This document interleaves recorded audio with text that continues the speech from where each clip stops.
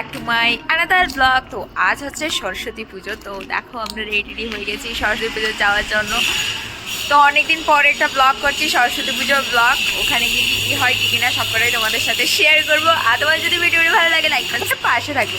তো আশা করি তোমাদের সরস্বতী পুজো ভালো কাটলো, মানে কাটবে, কারণ ব্লগটা তো আমি আর আগে আপলোড করবো না, কালকে করবো। তো যাই হোক, চলো এখন যাওয়া যাক।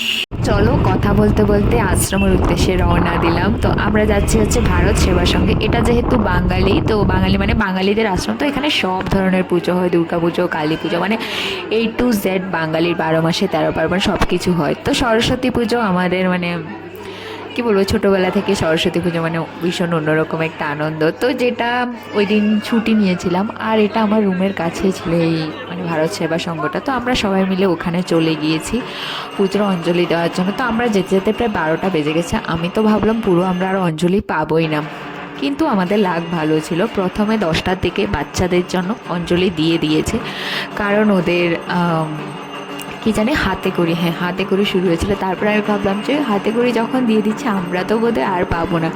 বাট কপালটা সত্যি ভীষণ ভালো ছিল, কারণ 12টার দিকে আবার অঞ্জলি দিয়েছে। তো তখন আমরা অঞ্জলি দিয়েছি। আর এখানে দেখতে পাচ্ছ অনেক বাঙালি, যারা যারা হাতে করে দিয়েছে তারাও দিয়েছে। দেন আমরা লাইনে দাঁড়িয়ে পড়েছি খাবার নেওয়ার জন্য। তো খাবারের মধ্যে দিয়েছিল হচ্ছে খিচুড়ি, লাবড়ার তরকারি, চাটনি, পাঁপড় আর মিষ্টি।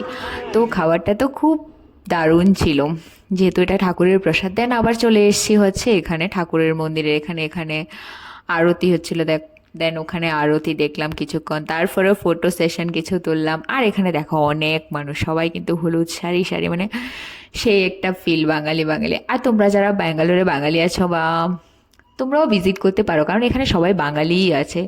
আর মেবি অনেক বাঙালি, সবাই বাঙালিরাই এখন পুজোতে সব কিছু অ্যাটেন্ড করে। বাট এখানে সব ধরনের পুজো হয়, সব কিছু হয়, জগদ্ধাত্রী পুজোতে নিয়ে সব পুজো। তো ওভারঅল সরস্বতী পুজোর দিনটা তো আমার ভীষণ ভালো কেটেছে। তো তোমাদের সরস্বতী পুজোর দিনটা কেমন কাটলো সেটা কিন্তু অবশ্যই কমেন্টে জানাবে। আর আমার চ্যানেলে যারা যারা নতুন আছো অবশ্যই আমার চ্যানেলটাকে সাবস্ক্রাইব করে দেবে অ্যান্ড লাইক কমেন্ট করে পাশে থাকবে। So tata, see you soon for next.